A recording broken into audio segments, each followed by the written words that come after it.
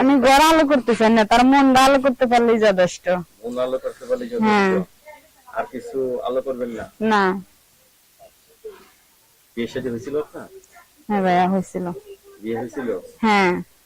জামাই নেই। নেই? না। কেন? নেই নেই। এত সুন্দর যৌবন, এত সুন্দর দেহ, এত সুন্দর শরীর, যে কোনো পুরুষ পেলে তো আপনাকে মাথায় আগলিয়ে রাখার কথা।